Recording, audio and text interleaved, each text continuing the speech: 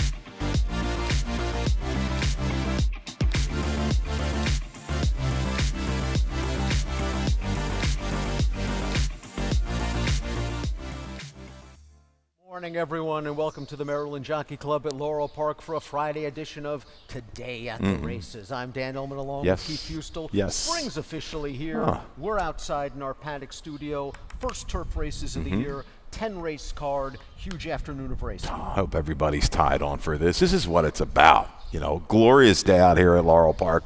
The turf, I think they got to cut it about 5 inches. It's in great condition. 5 turf races today, I think 6 tomorrow. We've got the handicapping contest. We'll talk about that in a little bit. Get your bankroll set up. If you don't dive into these races from a monetary standpoint, I don't know what to tell you. You know, you got to get involved in this game. Full field, competitive betting races. 2 low 12% takeout on the pick 5 wagers. Who can ask for anything more? Well, you can ask for Preakness tickets. Yes. You can get them because Preakness 150 tickets are available right now. All you have to do is head on over to Preakness.com. Preakness 150, going to be a happening. Oh, it's going to be good. Going to look forward to that. The last at what we've known as Old Hilltop. Still going to be Old Hilltop to me, but yeah, you know, some changes, some big changes in the future, but get out there for Preakness 150. Of course, Mother's Day is going to be at Pimlico as well. It is one of the most beloved events of the year. Sunday, May the 11th from 11 a.m. to 3 p.m. Get your tickets and treat Mom to a day at the races at historic Old Pimlico, Pimlico.com, Mother's Day at the races. Yeah, it's always a special day. As I said repeatedly, I've shared a lot of great moments with Mom back in the day at the races, and she kind of got me into this game, and I thank her for that, and we've had so many great members. So get out there with Mom to Pimlico. Mother Nature has cooperated as we take a look at our weather conditions for the Friday program. 10-race card. First post is going to be at 12:10. The track is fast and the turf is firm, and it's nice to be able to say that for the first time this year. Yes, it is. Greened up, looking really good, and our weather forecast moving forward looks very good as well. So please join us out here on the apron.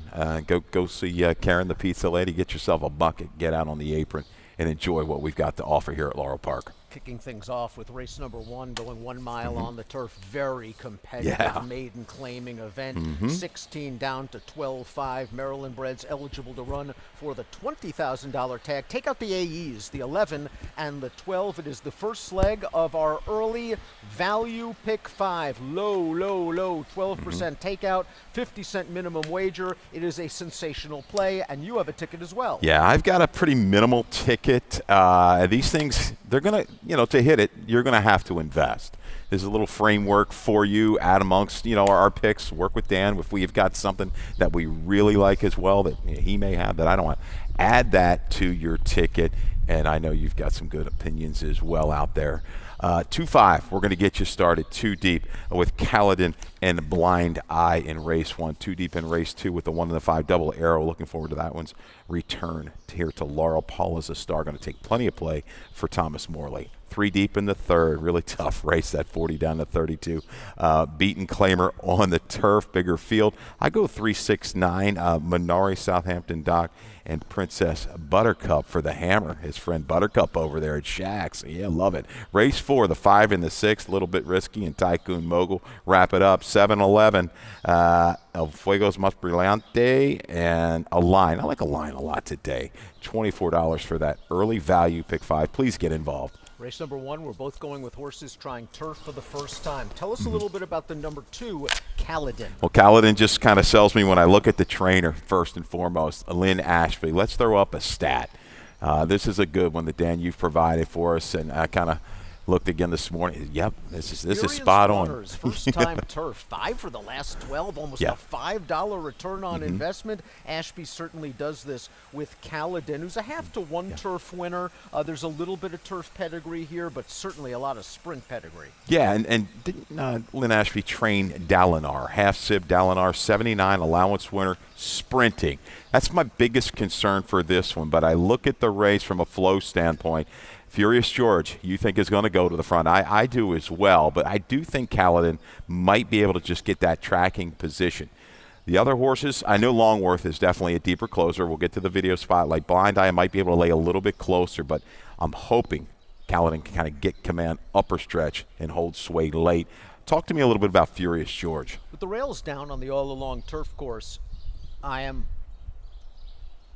with the Furious George, the number 4 is my top selection in this race. Should show speed on the all along with the rails down. And again, this horse has some pedigree. Half sister, stakes place turf miler, Colonel White, second dam, grade 3 winning turf router. Okay, yeah, and looking at a video spotlight, we've got Longworth on the page along with Blind Eye. We're going to go back to last summer to a race over this turf course where both horses didn't have the easiest of trips. Longworth out of the gate, a little bit of a shuffle out of there, and he's had some eventful trips, no doubt. He's had 19 tries to break the maiden. We're going to see a little bit of shuffling early. Even Blind Eye, when we get to the head of the lane, there you go with that shuffle. Thanks, guys, on the 10 that day. And we get to the lane, Blind Eye is also going to encounter some trouble. Inside, you see the short comment, weighted upper stretch. We're going to get to that, but these two, Dan, combined, what are they, 0 for 43 or 0 for, if I'm doing my math, 0 for 41. Can they get it done today? Well, I don't trust them at relatively short prices in here. Blind Eye is very, very solid on paper, but always seems to find 1 or 2 better. That's why we're going with the horses that have not raced on turf, hoping for a little bit more value. We're going to take a quick little break, and we'll be back in a minute on Today at the Races. To the city of Baltimore, to all the fans watching around the world, riders up! They're off in the Preakness. All eyes of the world will be on Baltimore. They're head and head. Seabiscuit leads by a length. Seabiscuit is the winner. And it was a powerhouse race again by the big, strong Secretariat. Sunday Silence takes the lead at the quarter pole. American Barrow, phenomenal in the Preakness, and the filly did it! 1, 2, 3, 1, 2, 3, 1, 2, 3, 4, 5, 6, 7, 8, 9, 10, 11, 12, 1, 2, 3, 4, 5, 6. No real reaction, he says. Here is Smarty Jones. He wins the Preakness by a dozen lengths. Sees the grave, wins the Preakness.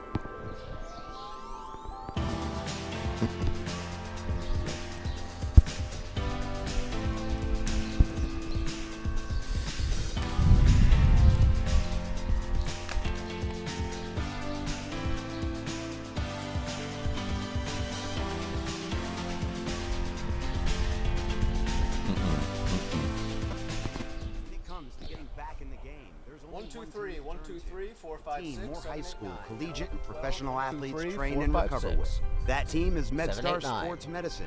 For more than 30 years, MedStar 1, 2, has 3, served as a 4, leader 5, in the 6, diagnosis, 7, 8, 9, treatment, and 10, 11, rehabilitation 12. of orthopedic If and not, sports-related Pete's gonna injuries. take it from here. Ranked No. among the Yep. top programs in the Maryland and Washington regions, 1, 2, we 3. offer rapid access to athletes of all levels. Let the pros who treat the pros treat you. MedStar Sports. At the Thoroughbred Aftercare Alliance, we believe in giving every thoroughbred a second chance. And thanks to you, the owners, trainers, breeders, and every supporter, you've created a ripple effect of change that's helping these magnificent animals move on to new careers and safe, fulfilling lives after racing. Every single donation, whether big or small, is contributing to a brighter future. But this race is just beginning. Because of you, we have gained incredible momentum and we're ready for more.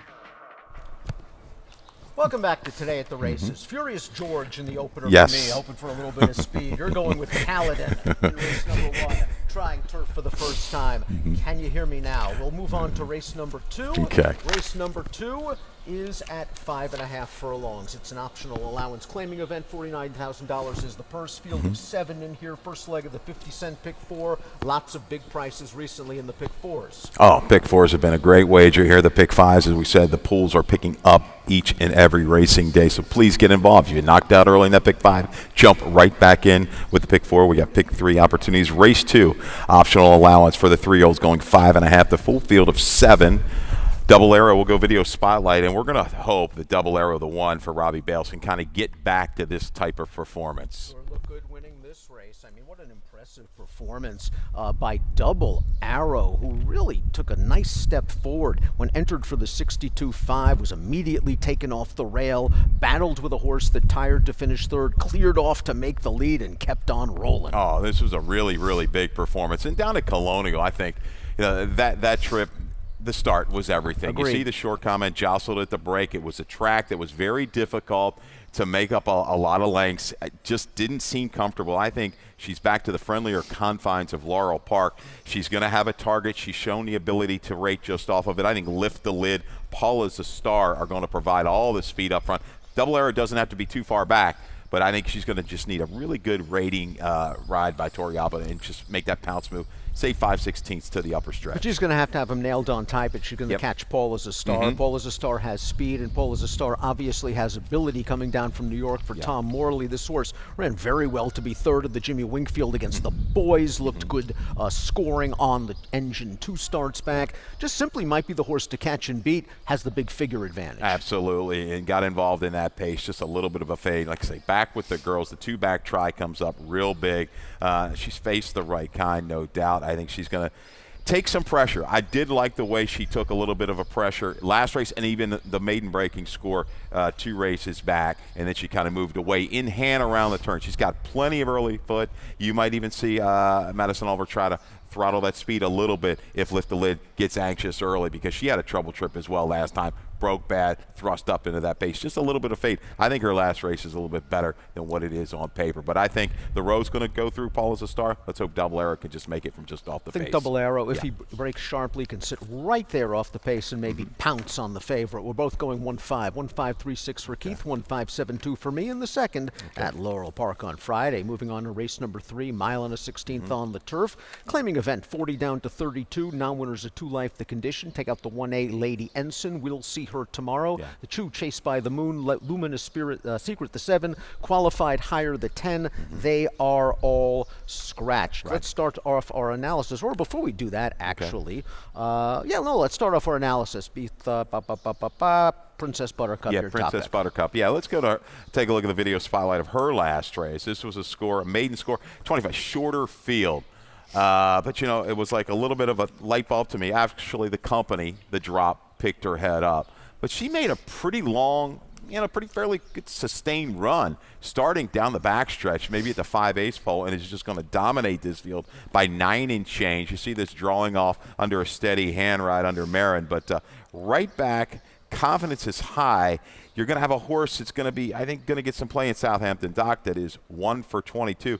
Kind of sticks out over a Beyer speed figure standpoint if you look at her 4 races last year over the grass, but Princess Buttercup, maybe a little bit of a now horse, but this race gave me some trouble. Minari's where I'm going to go, the number 3 inside for Kerry Bryan and J-Rod. I think this horse will benefit from the first race of the year down at Gulfstream. Kind of got bumped a little bit at the start, steadied on the first turn, and then after that just was wired by the favorite in a slow-paced race. Third place finisher came back, earned a 65 Beyer speed figure. I think this horse is tactical enough to work out a good trip while saving ground, and again, I think second off the layoff for a horse that's already won on the Laurel turf course. I think she can improve. Absolutely. Hidden Presence, I think, is a factor here for Graham Motion.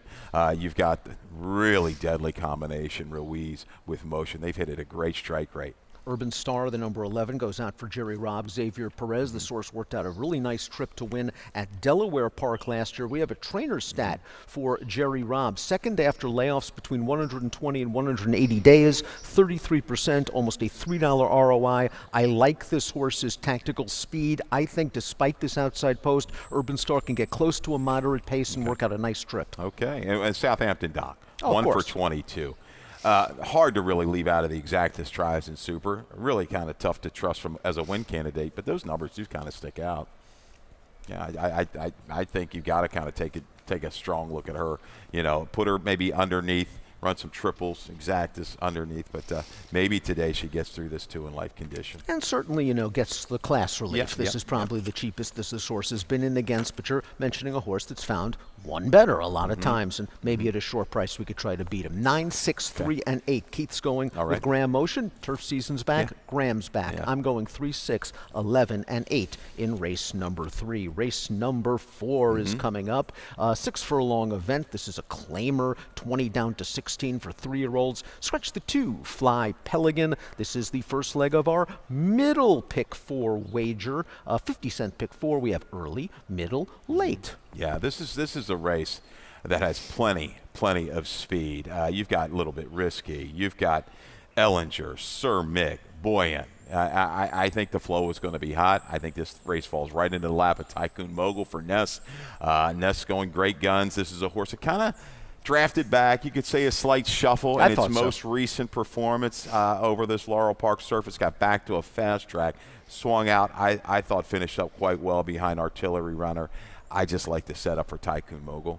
Zero Blitz is very interesting for me. This horse was really hustled out of the gate in the debut, going 2 turns at Charlestown. Just didn't seem to have that speed, but the light bulb came on second time out against Bottom Maidens here. Showed good early speed, battled hard outside a long shot, and then just opened up at will. I'm hoping this horse has a little bit of a rating gear because you mentioned the other speeds, and I'm not sure he's as fast as some of the others, but I know this horse has upside. Yeah, he chased against the grain in debut at Charlestown as well. That was attractive speed, just kept going and going, but he was much more alert last time into the race. I do think he's going to have to rate a little bit. I don't see him nearly being as fast early as some of these others. We have a video spotlight on Little Bit Risky, a 2-time winner, and this horse just, for a speed horse to get off like this, it's not going to work. No, you see the comment off slow, and then the next part is what really kind of catches your eye. When you're used into a flow of 22 in 3 after a slower beginning. Dueling with the odds-on favorite. Yeah. That's going to speak. Nothing good is going to come of that. And eventually, a Little Bit Risky is going to fade through the final furlong. All in all, I thought, it was a pretty good performance despite the early adversity. A Little Bit Risky drops down in class. We know Kieran McGee with this kind of move is very, very strong. Willie, come back to that 77 buyer figure that we saw 2 races back, which just would clearly take care of this field. I'm not so sure, but I think the alert break is a must with Toriaba. And I think he can sit just off of it as needed against this class. If he runs the 77 buyer, it's simply good night Irene for this field because Little Bit Risky. That 77 is going to be tough. He is getting tired, but had every reason to. This is a Kieran move. Dropping at least 50% in claiming price. 8 for the last 18, 44%. They get bet, they win. Little Bit Risky is going to be part of that race flow. I really want to quickly talk about the number 3 Freedom Stance, who I think has a closing chance in here for Ricky Silliman. First time Lasix. This horse last time out was in against Bangkok Bob, who was a hot horse. I just think it's going to get a lot more flow than last time when they stepped the half in 47. Yeah, that was pedestrian-like today. It will be much, much quicker for that long shot. Yeah, double digits here on the morning line for Freedom Stance. Ellinger, what do you make of this move? First time gelding, big drop in class, first time Lasix, first time blinkers. Really can't get any more changes than this on Ellinger, who was a good-looking debut winner last summer. Listen, it's Brittany off the claim, but the big drop is a question mark. That is definitely a scary point for me. Yeah, that's it. I'm 6'5", 4'8", Dan. 6'5", 4'8", 4'6", 5'3". We move on to race number 5. Race number 5 is going a 1-turn mile. Actually, a 2-turn mile on the turf. Maiden 16 down to 12.5. Maryland breds eligible for the 20. Scratch the MTO, the 4, Hallelujah Harris, the AE, the number 12, Amazing Bernie. This is the first leg of our 20-cent Chesapeake Jackpot Pick 6 wager. Carryover, creeping up, $5,341. Pick all 6 races. If you're the only one, you make the whole bank. I like that. I'd like about 6,000-7,000 to get me through tomorrow's card, because I might just need it. Quality cards here at Laurel Park moving forward. Please get involved. Align is a horse I'm going to move to here, Dennis. Maiden 16. Drawing outside, yes. But I just think looking at this race, there's just not a lot of quality flow. I think Align from that outer post has the positional speed, can get into position, doesn't necessarily need to lead, has some build up on the main track going longer. The lone turf start, to me, was okay. You know, it was sans Lasix, a 48 buyer at 2, projecting some improvement, say a mid-50 to higher 50 number here. I think it works. Even though this horse has hit the board on dirt in his last 4 starts, I could argue he travels better on the turf. Just watching that race, he seemed a lot more comfortable that day. He did earn his career best buyer. I think this is his surface. I'm interested to see what sort of trip he pulls from out there. El Fuego Mas Brillante is going to be my top selection. We do have a trainer stat for Mark Schumann. 3rd after the 120 to 180 day layoff for El Fuego Mas Brillante, and I probably meant first. 4 for the last 10, 40%, $5.12. That's a typo on my part. First after 120 to 180 day layoff. But El Fuego Mas Brillante is a horse that has run well here in the past. I think is a little bit more tactical than he's shown. The last race is just a throwout when he dumped the rider at the start. And the time before that at Presque Isle Downs, I actually thought that was a pretty decent effort on the synth. Yeah, and for those of you that may not be familiar with Georgie Ruiz, one of the better turf riders in the country. So pay attention to anything he hops on. And one of the stats we use on our website is jockey choices, where they go. So if you see him with a couple, choices on the overnight, follow to where he ends up on, because he's usually going to make the right decision. Magic Path is the number 3. This horse has only raced once on the flat on the turf. Didn't think the horse had the most comfortable trip at Colonial last year. Kind of the pace was slowing down. They rushed this horse to push in between them. The next thing you know, it quickened back up. He had to steady down towards the inside, cut the corner. Had to do a lot. His most recent race on dirt shows that maybe he's rounding back into form. Another horse, only try there. That was Sans Lasix, and that was a good race. A couple of horses came out of there and ran okay. One of them recently a 68 buyer at Gulfstream Park. Hoping not to crap out in this race. 11-7-3-6 for Keith, 7-11-3-8 for me in race number 5. We move on to race number 6 on this 10-race card. Race number 6, we're going 3/4 of a mile. This is a maiden claiming event. Jockey change on the 6, Teddy's Lucky Girl. Andres Chavez is aboard. Nice to hear that Forrest Boyce is doing better. No broken bones after that terrible incident last week. Yeah, I mean, that was really, really scary. And for her to escape like she did, tremendous. We love Forrest here. Can't wait for her to get back. One of my favorite riders year in and year out over this Maryland circuit. First leg of the late 12% takeout value pick 5 wager. Our colleague Mackenzie Pfeiffer has a ticket. Yeah, Mackenzie, $54. Somebody got paid. Okay, 3-7-10 to get you going. Valerie Street, Danny's Rhythm, a horse I really like today for Robbie Bales, and slip through. 2 deep in race 7 and 8. 10 and 12 in the 7th. That's the Joe Sharp horse, right? Got to Brazil for BTR. Race 8. Gonna key in on Strancino. The other part of the entry, Just Call Ray, has been scratched. Strancino and a Legal Deal in race number 8. Race 9, Mackenzie likes the 2, 3, and 5. Yeah, Point Doom, we'll talk about that one a little bit, getting to the turf for Ness. And wrapping things up, race 10 with the 1, the 3, and the 9 for a $54 ticket. Folks, you have to kind of invest a little bit. You just need one, and they will carry you for a long, long time. We're talking about these pick 5s because you're going to see some monster payouts here. Tell me about your top pick in here, the number 7, Danny's Rhythm, 8-1, first-time Lasix for a Robbie Bales barn that's going real good. Yeah, I really like this horse, protected with the waiver today. Video Spotlight horse as well.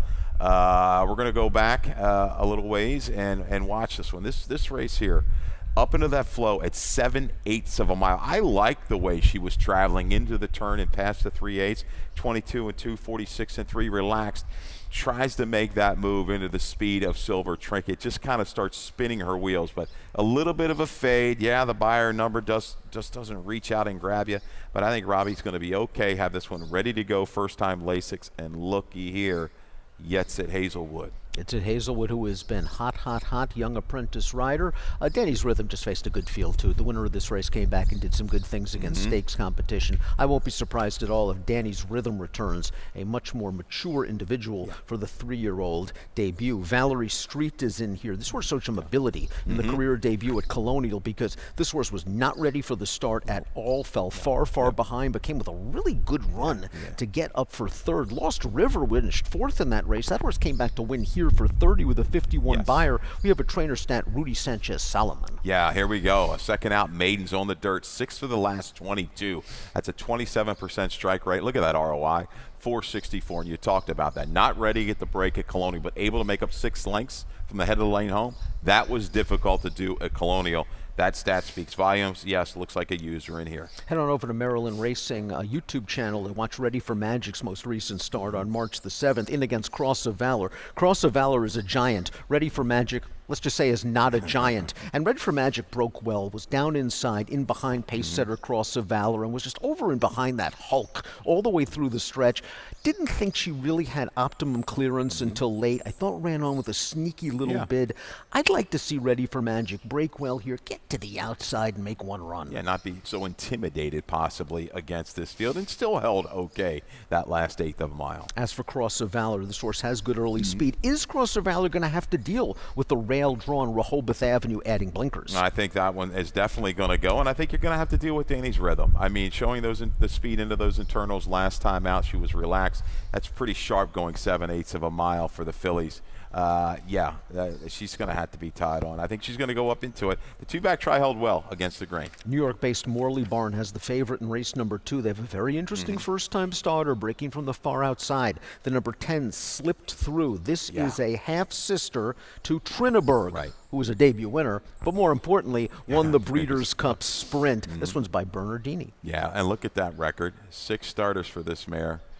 2 winners right out of the box. 1 second, 2 thirds. Pay attention when you see that precociousness. Really nice race, race number 6, the 45-36 waiver event. Maiden claimer to kick off our 50-cent late value pick 5. Race number 7, 5.5 furlongs on the turf, first level allowance.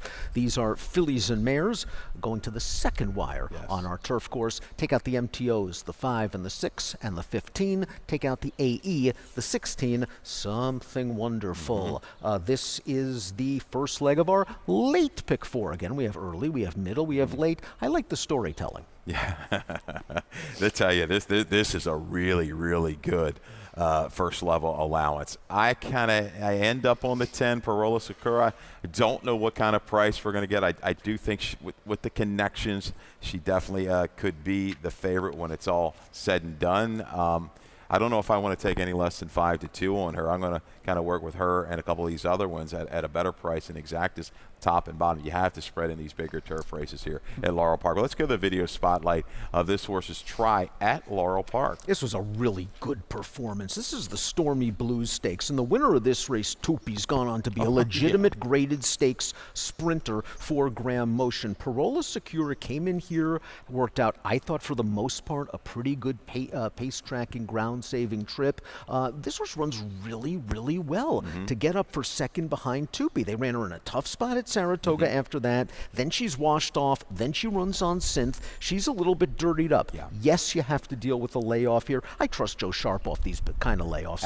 Absolutely. This one is going to be tactical against this group. This flow's a little tricky for me when I kind of look at it. Mischief Maxi, I think, is going to go. I think the 14, no question about it, brought a lot of speed last time out and did it well within herself at Colonial. See if this transitions to the turf. There is turf within that family for the Trombetta runner. So I think it's going to have to be a really well-timed ride on, I think, which could be the favorite, Pergola Secura coming in here for sharp. I'm going with your second pick, the number 1, Funny Lady, third off the layoff for Michael Stidham. Coming up from the fairgrounds, we've got a trainer stat for Stidham. Third after 61 to 120 day layoffs, 21% to positive return on investment. This horse was a pace pressing winner of the seasonal debut. Last time out, this horse broke in a little bit, kind of bumped with a foe, was working out a 3-wide tracking trip, and just didn't finish with the kind of fire I was hoping for. Barbosa had his choice here of this one in 5,2, lands on Funny Lady. I think this horse might work out a pocket trip. Yeah, I like that. One of my favorite angles. I always outside to inside. The last two, given those outer posts at the fairgrounds. Third off a little bit of a break. Barbosa, as we talked about, he's going to start heating up. Pay attention to this rider. He's got talent. So, Funny Lady, you're right. Inside out trip from just off the pace. Funny Lady finished ahead, I believe, of Gata Brazil, the number 12 last time out, but Gata Brazil had an excuse. It was her first start since August, and we've got a trainer stat for Brittany Russell. Second time Lasix, second after a layoff between 6 months and a year. You combine them, 33%, 271 ROI. I think we see the real Gata Brazil, the one that looks so good winning here 2 starts back. Really, really sharp 2 races back. Short comment, ridden out, something in reserve. Yeah, coming back to Laurel Park, a player in here. I'm going to talk about another price horse into the mix, the 13, 5,2. I do think this flow, it's going to be very, very quick. But again, I talk about this on these turf races down to the second wire.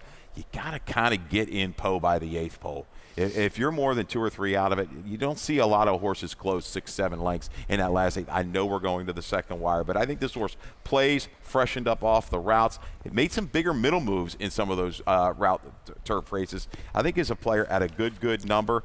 And even the 4, Lily Simone, she's kind of made me some money catching some tries in exactas with this one. Back for a barn that had a winner the other day. Look for her. Those are the horses I think you can work around in your exacta tries and supers a little bit, maybe underneath. Especially if you believe the pace is fast. I think Lily Simone's going to come with a kick despite the layoff. 10-1-4-13 for Keith. 1-4-12-8 for me. Race number 7. We move on to race number 8, 1-turn mile, one of our features on the day. 3 and up. Second level allowance. $40,000 claiming option. This is a really intriguing field. Take out one half of the entry, the number 1, Just Call Ray. And we'll start with the remaining half of the entry, the number 1, Stroncino. Stroncino. Looks like the one that maybe, if there's anybody in here that's going to give you that next move up, the upside horse, Stroncino. This was a dominant performance last time out over the first level allowance company, beating Derbiness, who came back to win in New York. I like the style of this one. This 1-turn mile will be a little bit closer to the flow in here. Maybe a horse like Freeze the Fire, Goodbye Note Fresh, going to go out there. I think Stroncino can get within position and get the jump on Be Better, who could bring a strong leg kick, but has been seen since the Pimlico Special. Trainer stat for Jamie Ness on Stroncino. Between March 28th and April 15th, the barn sends out volume. They're winning, and you're making money if you bet all those 82 horses. $2.03 ROI, almost 30%. You're right, Stroncino is the upside horse. The key to the race, though, is whether Be Better can run anymore, and that's really the question of the race, because if Be Better can run still, then I think he's just the best horse. He needs a bit of a setup, and maybe he wants to go a little bit more than a mile. But this horse has been away, as you mentioned, since the Pimlico Special, and not only returns as a gelding, but is being dangled for 40. That's what worries me. But again, I just trust Brittany in these situations. We do have a video spotlight of one of Be Better's better performances. Okay, we're going to go back a little ways. We're going to go back to March 17th of 24. In tight a little bit at the break. Right off the bat here, you're going to see this horse, the 4 horse, get squeezed out of there, giving up a couple lengths, maybe 3, 4 out of it. In the first, 50, 60 yards. Now, his style, he doesn't have a real turn of foot. And Dan, as you said, is he going to be pace dependent today? Yes, probably so. But he's able to, when he kind of ramps it up, kind of get out of his way. He's going to work here, work his trip out to about the 5-6 path, and really sustains nicely, collars the leader to win going away against a better group. All in all. I'm really not worried about a slow break for Be Better because he has no speed anyway. He got the right setup in that race. I am concerned about the race flow in here. But here's Brittany, first after a 6-month to a year layoff, adding Lasix, 6 for the last 14, 258 ROI. Again, demand a little bit of value on Be Better. I'd hate to have him knock me out of any kind of multiple race wagers, but there are question marks. Legal Deal looks like a really interesting horse coming into this race. Won both starts over a one-turn mile since being taken by this outfit. And he's another horse, though, that just doesn't have a lot of speed. No, he doesn't. I don't think he's going to be terribly far back against this group, maybe heading to the top of the lane. He's going to have to get position to kick, but he likes proven. He likes the one-turn mile. Beats a next out winner. This is a horse Mackenzie Pfeiffer has used in her value pick 5. I'm really worried about Goodnight Note potentially wiring this field at a big price. This horse has been away. He's going to be fresh, and he has shown speed. And in the past, he has shown the ability to get to the front and keep going. Yeah, my biggest concern, that bigger number came on a muddy, sealed surface. Was that a little bit of an off-track aberration? But you're right, fresh and ready to roll in a field that he could shake clear of. Late daily double coming up. 1A, 5-3-6 for Keith. 5-3, 1A6. What Be Better do we get in the 8th? All right. Race number 9, mile and a 16th on the turf. Second level allowance. Claiming option 40,000 down to 32. Take out the 8 Regal Kingdom. The 2 Cyber Ninja. Make the rider JG Torre Alba. Another wide open, good betting race. You like the 5, F35 for the Russells, and we have a video spotlight. Yeah, recency, I think, might be the key. And I'd give these horses coming back to the turf course, even the routes. I'm not terribly concerned. You've heard me say this year in and year out. But this horse made a step and made a big step last time out, numbers-wise, at the fairgrounds. Is going to work outside out to about the 6th path for this final 1/8 of a mile against a decent enough group. Going to close in a couple little switches of the lead. But I think all in all, this horse is poised to, I think, hold form against this group. And just that recent races and the good form that he's bringing in gives him a little bit of an edge, not a huge edge to me. He's a certain strong contender in this race. I have to admit, I've never really been a big fan of F35, and if he's going to go off as the favorite in here, I might try to beat him, but the question is with who? I landed on Worthington, and talk about layoffs. We haven't seen Worthington in 509 days, but when he was right, he was in against some really good horses. He earned a stakes placing at Gulfstream. He earned a stakes placing at Canterbury Park, and I don't think he was embarrassed 2 starts back on turf in the Grade 3 Bryan Station. We'll see if Kerry Bryant is giving this horse one off of the layoff, but he should offer a little bit of a price. If you like speed, you like Point Doom, but does Point Doom like turf? That's the $1 million question. I'm going to have to trust in Ness here. It's not like it's a staggering stat first turf. But this guy, when he's good, he can get to the front. He can relax a little bit and take a little heat. I'm just throwing him into the mix in a race pretty much devoid of any true speed. Hugh McMahon claims Hey Chief, immediately puts this horse back on the turf, but this is another horse. Doesn't have a lot of early gas.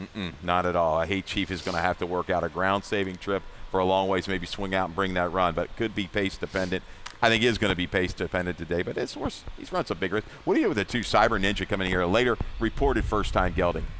First-time gelding, and Cyber Ninja on the form is coming off a layoff. But this horse ran at Old Dominion, going 2 1/4 miles over the fences, as Jack Fisher is wont to do. That was on April the 5th, so this horse is coming back actually on 13 days after running over fences, going 2 1/4 miles as a first-time gelding. And this horse has numbers and some back races that make him interesting. I'm really interested in maybe even moving him up on my picks. Okay, 9-5-6-2 for you. I'm going to go 5-3-1-4 in a race. It's a real tricky to me. Point Doom is just kind of the real question mark horse for me in race 9. Let's close things out on this fine 10-race card at Laurel Park. 3/4 of a mile, 7,500 down to 6,000. Beaten Claimer. Take out the 5 Mischievous Juan. The number 1 Irish Hero looks like the speed. Irish Hero is your favorite. We're going to talk about Lieutenant Brown, the number 3. We have a trainer stat for Anthony Farrier. Owner-trainer combo. First after the claim, 35%, $2.29 return on investment.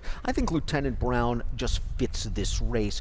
Didn't break great last time out, wound up in the pocket, made a 3-wide bid, flattened out, was in against the Wolfman that day, who was in very good form. This time around, Lieutenant Brown with a good break, I think sits just off Irish Hero, and I have worries about Irish Hero getting 6. That's the key, Is he going to get the 6 Irish Hero? He will be the target in here. I don't see anybody as quick as him through that first quarter, 3/8 of a mile. Lieutenant Dan, I'm thinking of the movie now. Lieutenant Brown Has that ability, I think, maybe to get the jump on some of these closers. I go outside.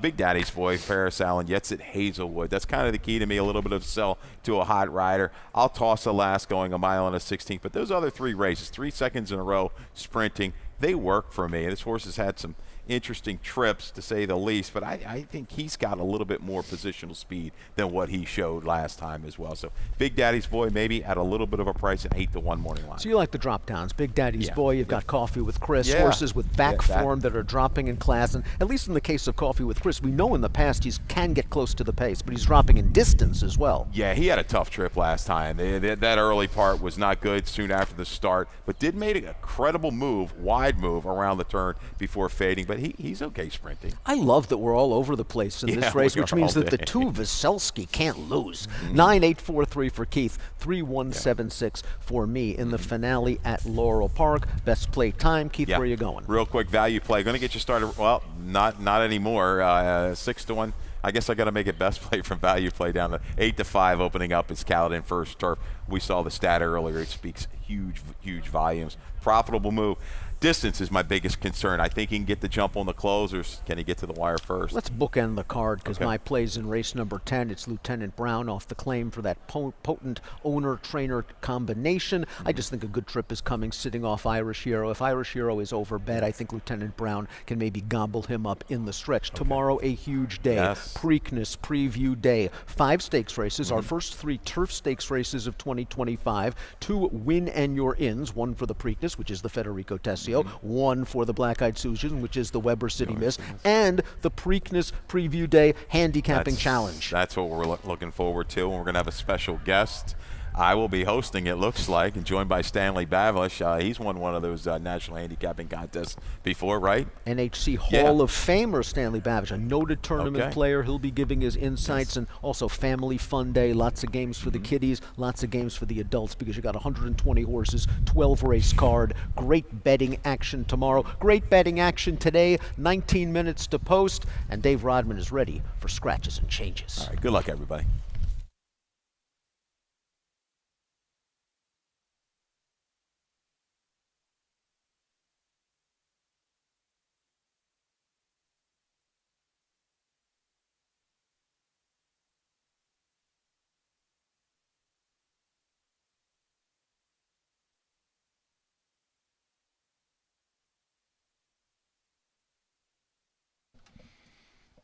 Good morning, everyone. Welcome to Laurel Park, where the main track is listed as fast and back on the turf, rated firm.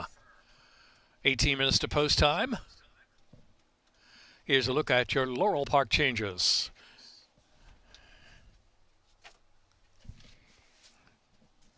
In the first race, 3 Oyster Soup, 3 over. For Furious George, 5 over.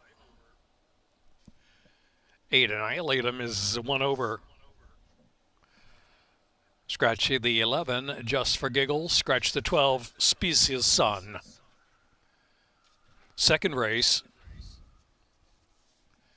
no changes. Third race, scratch 1A, Lady Ensign. Scratch the 2, Chased by the Moon. Number 4, the Feisty One, is 4 over. Scratch 7, Luminous Secret. And scratch the 10, Qualified Higher. Fourth race. Scratch the 2, Fly Pelican. Scratch the 2. Fifth race. Start of the Chesapeake Pick 6. Scratch 4, Hallelujah Harris. 5, Kevin of Blackrock, 1 over. 6, Papa's Little Patriot is 5 over. The 10, Gordito, is 4 over. And scratch the 12, Amazing Bernie. In the 6th, 6, Teddy's Lucky Girl. Jockey Andres Chavez on the 6. 7th race, 3, Mischief Maxie. Jockey Adam Bowman on number 3. Note the 1 is 3 over. Scratch the 5, Crusader Rabbit. Scratch the 6, more. 7, Dixieland Belle, 2 over. 11, Chantico, Jockey Victor Carrasco, and 3 over. 12, Gata Brazil, 3 over. 14, No Question About It, 2 over. Scratch 15, Neolithica, and scratch the 16, Something Wonderful. 8th race. Scratch 1, Just Call Ray, part of that entry, plane 1. 9th race. 2, Cyber Ninja, jockey JJ Torrealba. JJ Torrealba on the 2. Note 2, Cyber Ninja is a first-time gelding. Scratch 8, Regal Kingdom. Scratch the 8.